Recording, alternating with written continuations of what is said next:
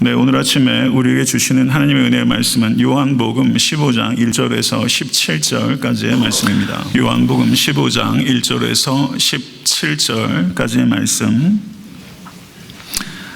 저와 교독하도록 하겠습니다. 제가 먼저 읽겠습니다. 나는 참 포도나무요 내 아버지는 농부라.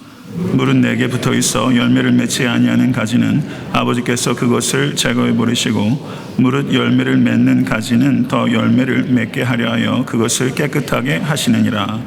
너희는 내가 일러준 말로 이미 깨끗하여졌으니 내 안에 거하라. 나도 너희 안에 거하리라. 가지가 포도나무에 붙어있지 아니하면 스스로 열매를 맺을 수 없음같이 너희도 내 안에 있지 아니하면 그러하리라. 나는 포도나무요 너희는 가지라. 그가 내 안에 내가 그 안에 거하면 사람이 열매를 많이 맺나니 나를 떠나서는 너희가 아무것도 할 수 없음이라. 사람이 내 안에 거하지 아니하면 가지처럼 밖에 버려져 마르나니 사람들이 그것을 모아다가 불에 던져 사르느니라. 너희가 내 안에 거하고 내 말이 너희 안에 거하면 무엇이든지 원하는 대로 구하라. 그리하면 이루리라. 너희가 열매를 많이 맺으면 내 아버지께서 영광을 받으실 것이요 너희는 내 제자가 되리라. 아버지께서 나를 사랑하신 것 같이 나도 너희를 사랑하였으니 나의 사랑 안에 거하라. 내가 아버지의 계명을 지켜 그의 사랑 안에 거하는 것 같이 너희도 내 계명을 지키면 내 사랑 안에 거하리라. 내가 이것을 너희에게 이름은 내 기쁨이 너희 안에 있어 너희 기쁨을 충만하게 하려 함이라. 내 계명은 곧 내가 너희를 사랑한 것 같이 너희도 서로 사랑을 하는 이것이니라.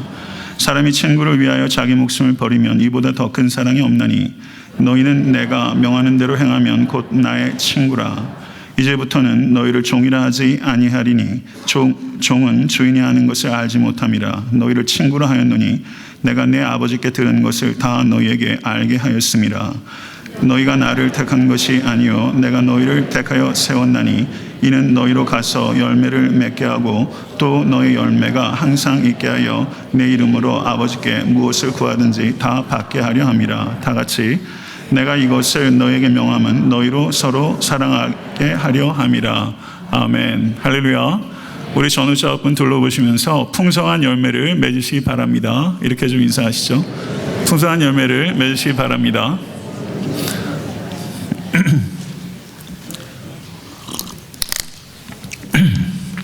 제가 감기 때문에 목소리 컨디션이 계속 좋지 못했습니다. 그런데 신년 특별 새벽 기도 동안 아침에 이제 안수기도 하면서 옆에서 목소리 작게 하라고 되게 말리셨는데요.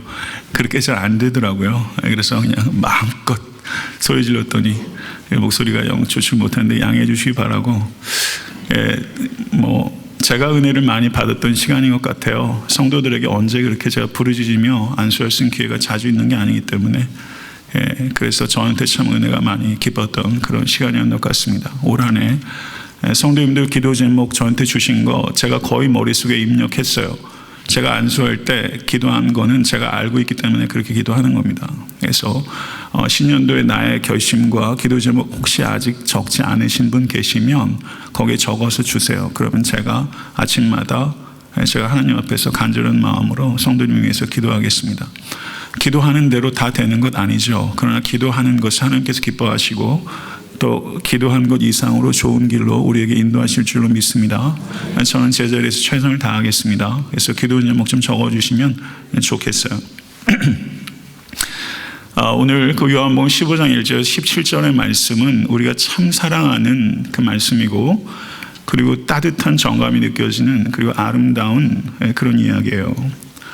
제가 이 말씀으로 본문을 택하게 된 이유는 성도님들 한 분 한 분이 그리고 제 자신이 올 한해는 폭발적인 열매를 맺기를 원하는 간절한 마음이 있기 때문이에요.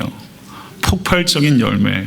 성도 여러분, 그 열매 오래 좀 거두시길 간절히 바랍니다.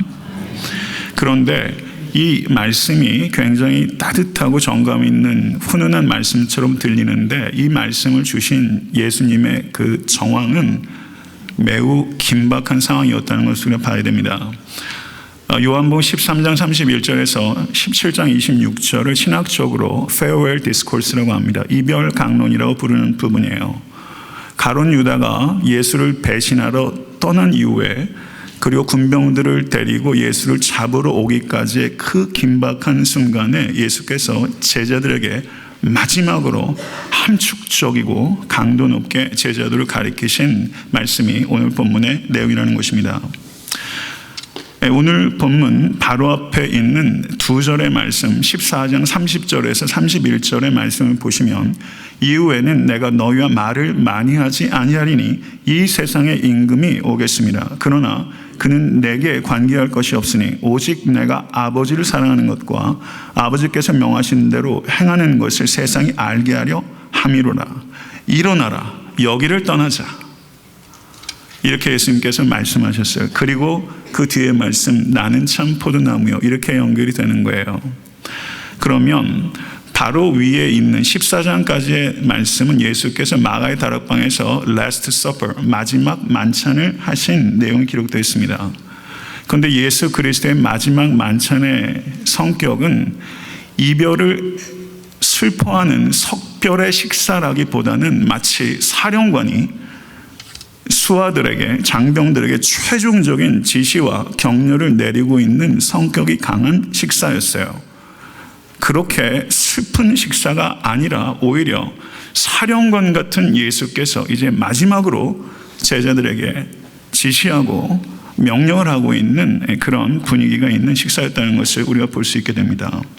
그래서 예수님께서 일어나라, 여기를 떠나자. Let's go from here. 여기서부터 떠나자. 예수께서 이렇게 말씀하신 것은 예수께서 세상 임금과 이제 교전을 하기 위해서 준비하고 이제 나팔을 울리고 일어나자.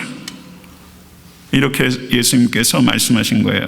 예수 그리스도께서는 지금 일어나신 것인데 그 일어남은 죽음에 굴복하기 위해서가 아니라 죽음을 정복하기 위해서 일어나자. 죽음을 정복하기 위해서 일어나자. Let's go from here. 마치 지휘관이 지휘하는 것처럼 제자들을 독려하고 있는 그런 무드를 우리가 느껴야만 되는 것입니다. 한 성경학자는 그래서 예수께서 일어나라, 여기를 떠나자 하신 이 말씀을 어떻게 표현하냐면 주님은 일몰이 아니라 일출을 보시고 일어서셨다. 이렇게 표현했어요. 주님은 일몰이 아니라 일출을 보시고 일어서셨다. 성도 여러분, 우리에게도 올 한해 일몰이 아니라 일출을 보는 시야가 열릴 수 있게 되기를 간절히 축원합니다. 고린도후서 4장 16절에서 18절의 말씀을 보시면 그러므로 우리가 낙심하지 아니하노니 우리의 겉사람은 낡아지나 우리의 속사람은 날로 새로워지도다. 우리가 잠시 받는 환난에 경한 것이 지극히 크고 영원한 영광에 중한 것을 우리에게 이루게 함이니 우리가 주목하는 것은 보이는 것이 아니요 보이지 않는 것이니 보이는 것은 잠깐이요 보이지 않는 것은 영원함이로다. 아멘. 할렐루야. 성도 여러분, 올 한 해도 이 말씀 붙잡으세요. 올 한 해 우리가 봐야 되는 것은 보이는 것 이면에 보이지 않는 것이고 순간적인 것 이면에 영원한 것입니다. 그것을 보고서 여기를 떠나자, 일어나자, 이런 스피릿을 가지고 올 한 해 하루하루를 그렇게 살아가세요. Let's go from here. 일어나자, 여기를 떠나자. 올 한 해 여러분과 제가 떠나야 될 자리들이 많이 있어요. 이런 스피릿 가지고 떠나십시오. 그리고 전진하십시오. 2016년도를 예수께서 일어나셨던 그런 마음을 가지고 뚫고 나가시는 여러분과 제가 될 수 있게 되길 간절히 축원합니다. 그렇게 가는 길에 그 예수님과 제자들이 포도원을 지나가셨어요.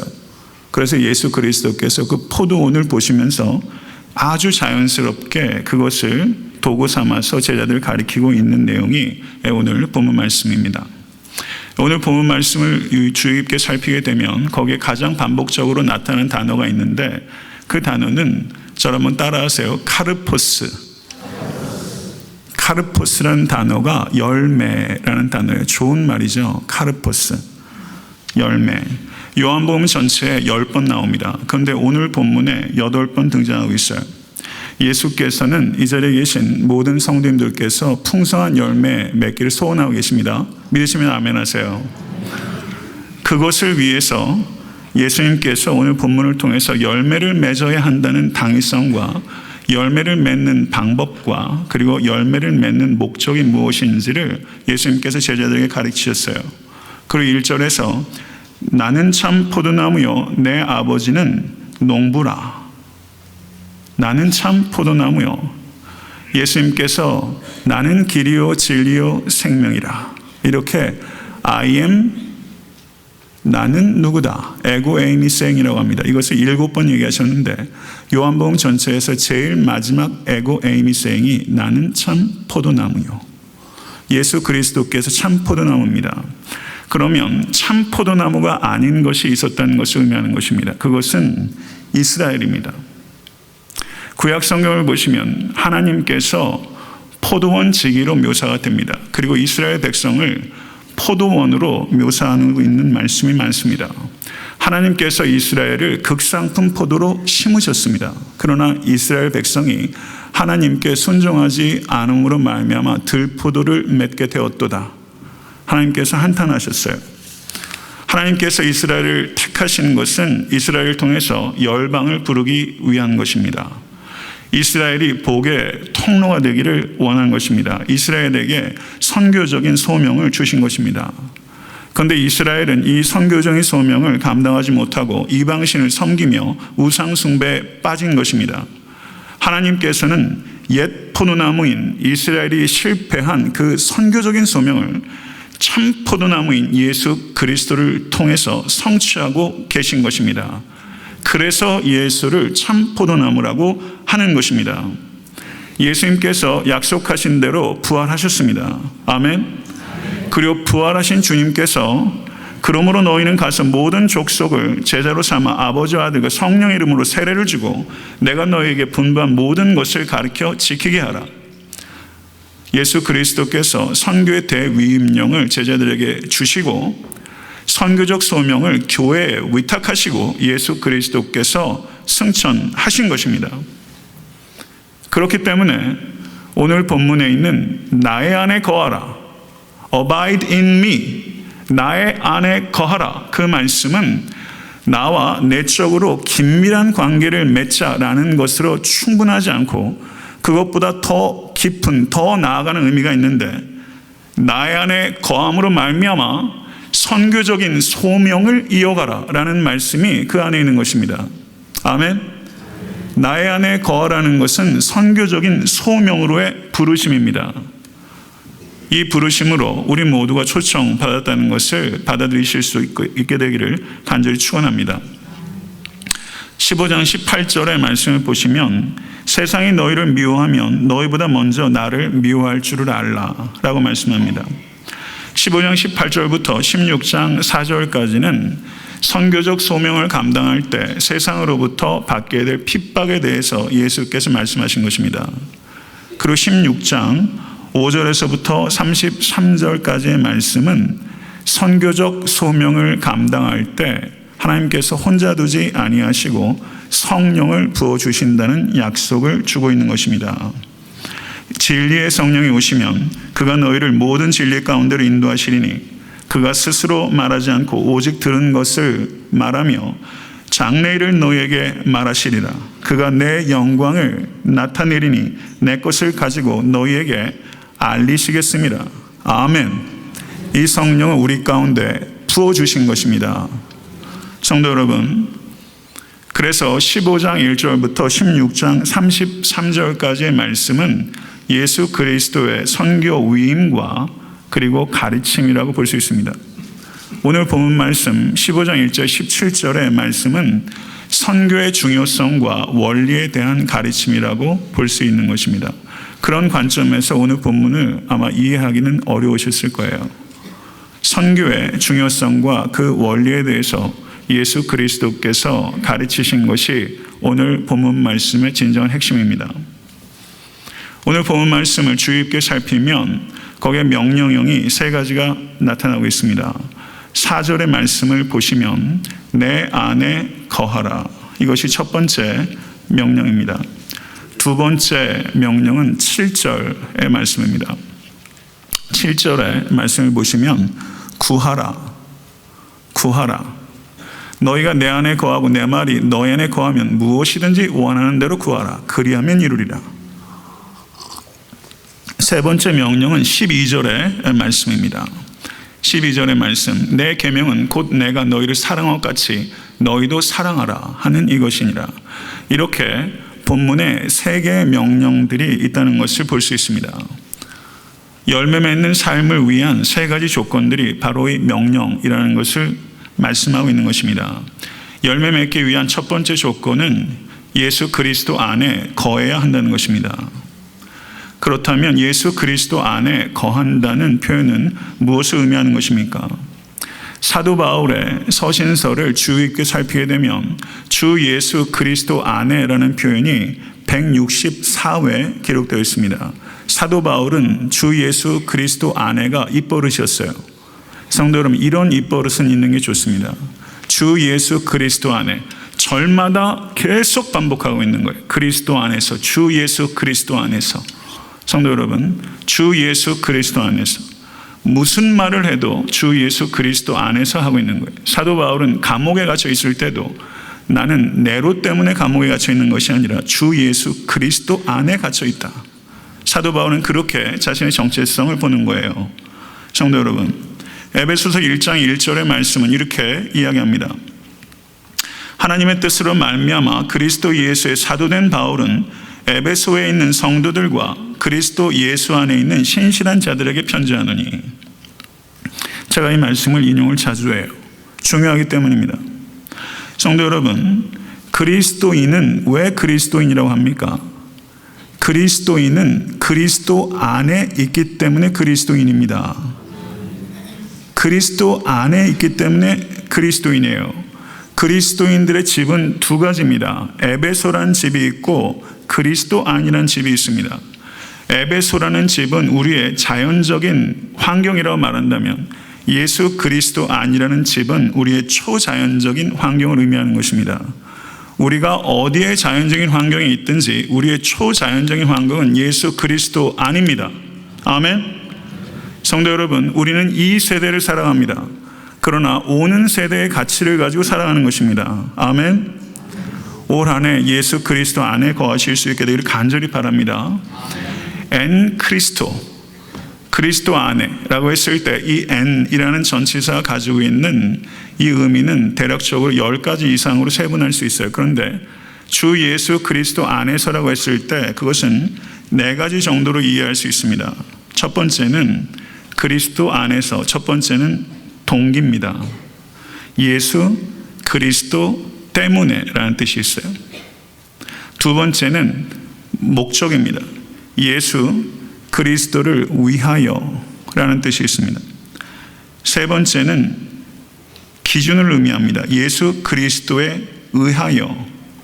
네 번째는 수단을 얘기합니다. 예수 그리스도를 통하여. 이것이 엔 크리스토, 주 안에서 라는 말이 가지고 있는 의미입니다. 요약해서 말씀드리면 예수 그리스도께서 삶의 동기요, 삶의 목적이요, 삶의 기준이요, 삶의 수단입니다 라는 고백이 나는 주 안에 있습니다 라는 뜻이에요. 성도 여러분, 나는 주 안에 있습니다 라는 고백은 나의 삶의 동기는 예수 그리스도요, 나의 삶의 목적은 예수 그리스도요, 나의 삶의 기준은 예수 그리스도요, 나의 삶의 수단은 예수 그리스도입니다. 이것이 주 안에 거한다는 진정한 의미입니다. 성도 여러분, 2016년도에 주 예수 그리스도 안에 거하실 수 있는 모든 권속될 수 있게 되기를 간절히 바랍니다. 우리는 예수 그리스도 안에 있기 전에 아담 안에 있었습니다. 아담 안에 있었다는 의미는 아담과 연합되었다는 것을 의미하는 것입니다. 아담과 연합되었다는 의미는 아담의 불순종이 가져온 결과들 아래에 있었다는 것을 의미하는 것입니다. 그러나 우리가 예수를 주와 그리스도로 영접함으로 말미암아 우리는 아담 안에 있는 것이 아니라 마지막 아담이신 예수 안에 있게 된 것입니다. 예수 안에 있게 됐기 때문에 아담의 불순종의 결과에 영향 아래 있던 우리들이 예수 그리스도의 순종의 영향 아래 있게 된 것이고, 예수 그리스도의 순종이 가져온 모든 축복들이 우리에게 주어졌다는 것을 의미하는 것입니다. 할렐루야. 예수 그리스도와 연합됐다는 것은 예수 그리스도와 죽었다는 것을 의미하는 것이고, 장사했다는 것을 의미하는 것이고, 부활했다는 것을 의미하는 것입니다.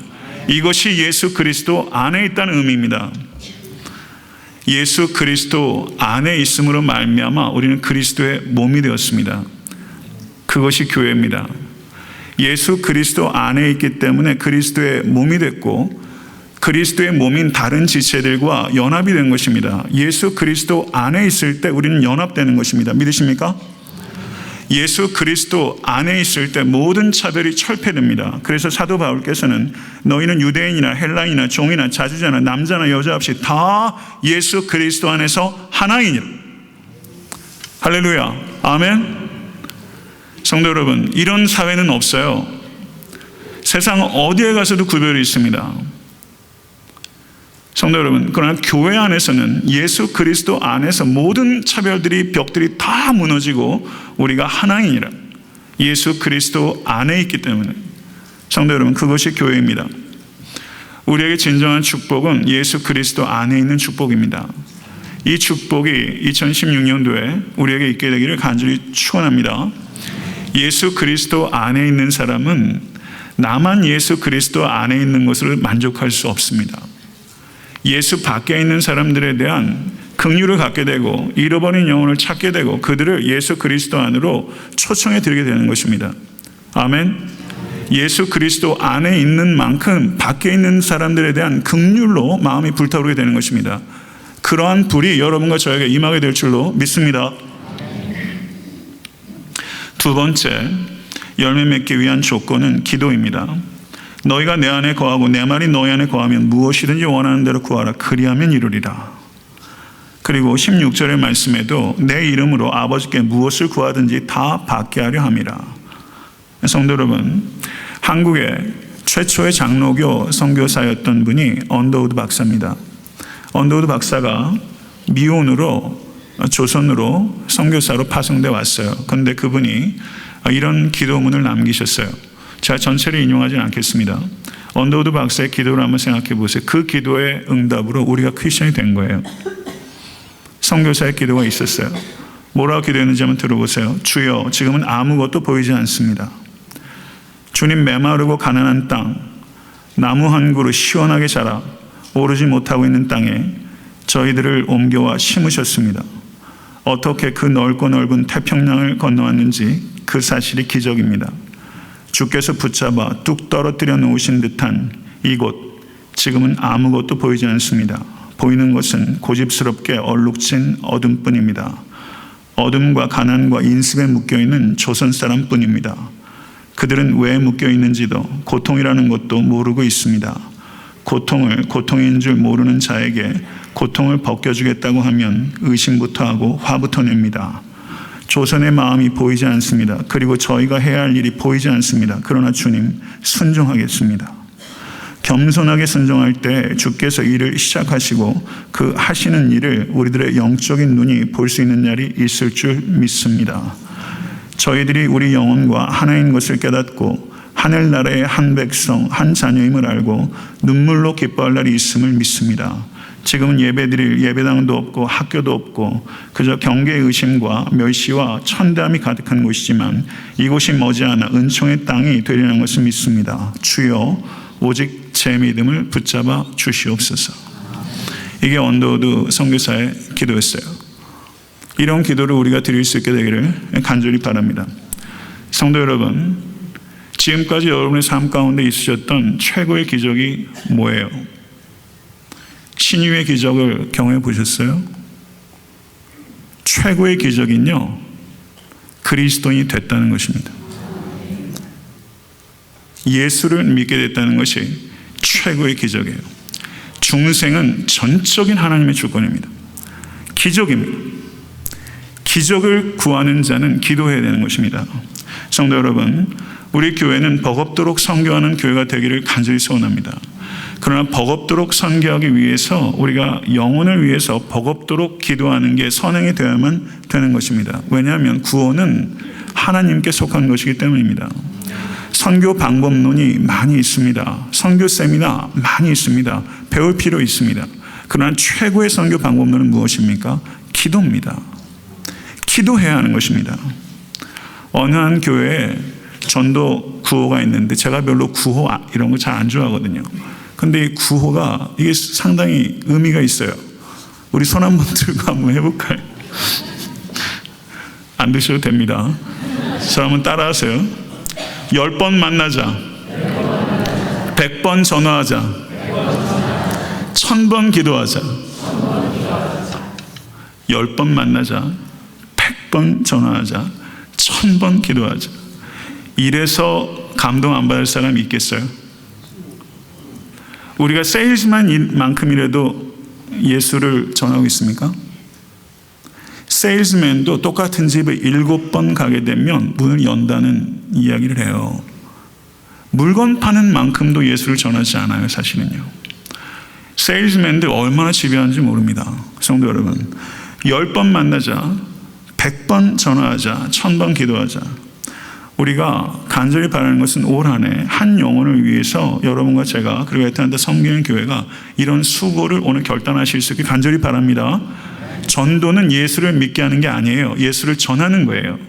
죄를 선포하는 것은 우리가 할 수 있지만 죄를 깨닫게 하는 것은 성령께서 하신 일이에요. 두려워하지 마시고 예수를 전하십시오. 세 번째 열매 맺기 위한 조건은 사랑입니다. 내 계명은 곧 내가 너희를 사랑한 것 같이 너희도 서로 사랑하라는 이것이니라. 새 계명을 너희에게 주노니 서로 사랑하라. 내가 너희를 사랑한 것 같이 너희도 서로 사랑하라. 초대교회 공동체의 특징은 서로라는 말에 있어요. 서로라는 말, 참 좋은 말이에요. 서로 교제하며 떡을 떼는 공동체였고 서로 물질을 통용했던 공동체입니다. 바울 서신을 보면 서로라는 말이 무수하게 강조됩니다. 서로 판단하지 말라. 서로 덕을 세우라. 서로 짐을 나눠지라. 서로 용납하라. 서로 화답하라. 서로 안위하라. 서로 돌아보라. 서로 나눠주라. 서로 기도하라. 서로, 그게 공동체입니다.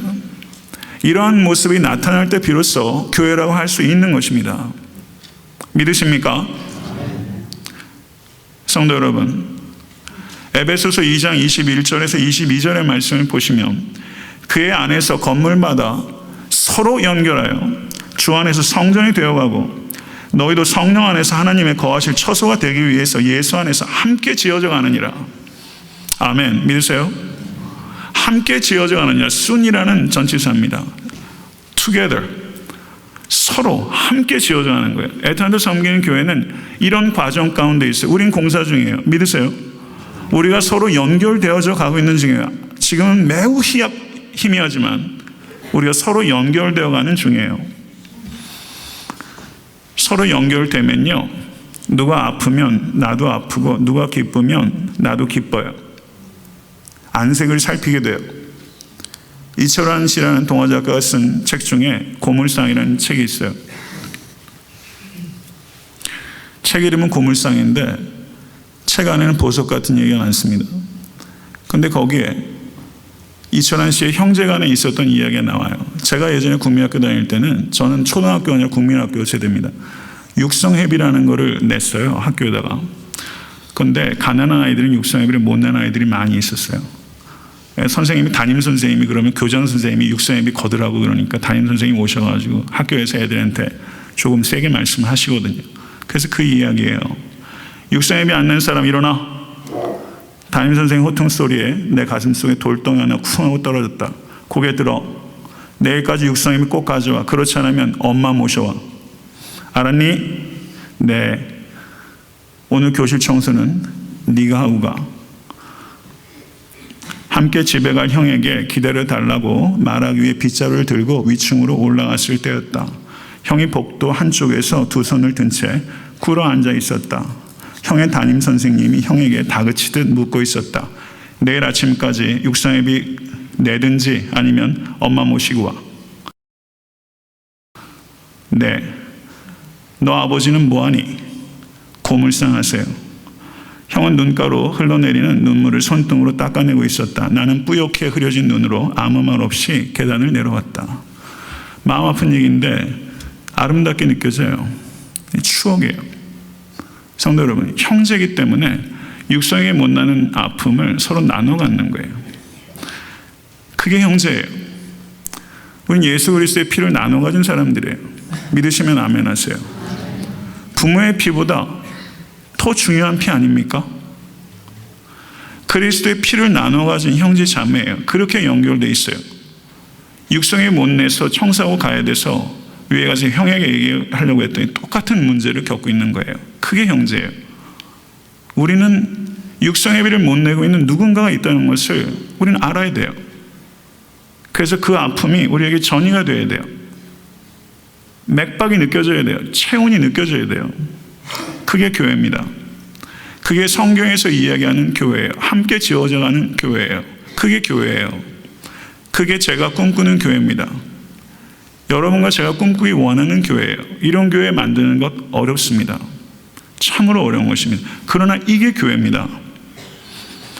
저는요, 우리가 육성의 일을 못 내는 서로를 긍휼히 여기는 마음으로 서로 아파한다면 세상 사람들이 그 모습을 보고서 그리스도를 발견해요. 우리가 서로 사랑하는 것을 보면 세상 사람들이 우리 공동체 안에서 무엇인가를 봐요. 그리스도라는 걸 알게 되는 거예요. 그게 보여집니까? 우리 교회에서. 서로 사랑하자 얘기하면서 서로 사랑하는 것이 안 보여지기 때문에 전도가 안 일어나는 거예요. 육성의 비를 못 내는 아픔도 공유가 되면 웃을 일이 되는 거예요.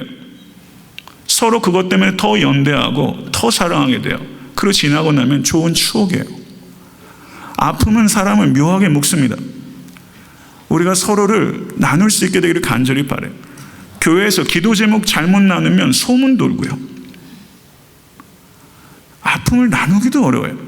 언제까지 그렇게 미숙하게 우리가 아픔도 나누지 못하고 기쁨도 나누지 못하고 뭘 나눠요?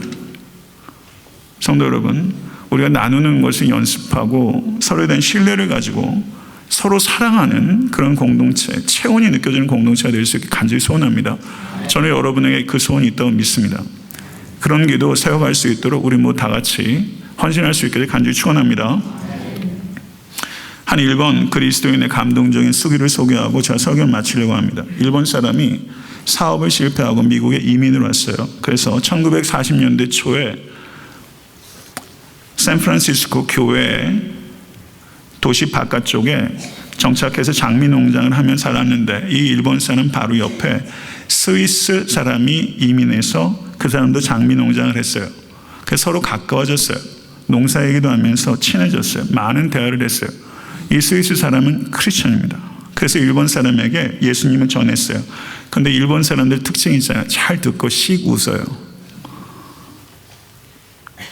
그래서 일주일에 두세 차례씩 장미를 팔기 위해서 샌프란시스코 시내에 가서 장미를 팔아왔고, 그리고 농사가 잘 돼서 이제 경제적으로도 안정을 찾았습니다. 그런데 문제가 생겼어요.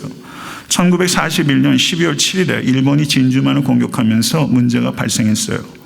그 당시 미국 정부에서는 미국에 살고 있으면서 미국 시민으로 귀화하지 않은 사람들을 수용소에 수용하는 정책을 결정했습니다. 그래서 이 일본 사람이 아직까지 귀화하지 않은 상태이었기 때문에 콜로라도의 수용소로 가야만 했습니다. 사업을 일본에서 실패하고 이제 간신히 미국에서 정착해서 삶을 이끌어가는데 얼마나 낙심이 됐겠어요. 농장을 두고 떠나니까 이젠 다 폐허가 될 거 아닙니까? 그런데 스위스 이웃이 와가지고 이 일본 사람에게 말하는 거예요. 아무것도 걱정하지 마세요. 당신이 가 있는 동안 내가 당신 농장 돌봐줄게요. 그런데 일본 사람은 감사합니다, 감사합니다 말은 했지만 속으로는 무슨 도움이 될까 미심쩍죠. 왜 안 그렇겠어요? 그러자 스위스 사람이 이 사람의 속내를 간파하고 걱정하지 마세요. 나를 믿을 수 없으면 내가 믿는 하나님을 믿으세요.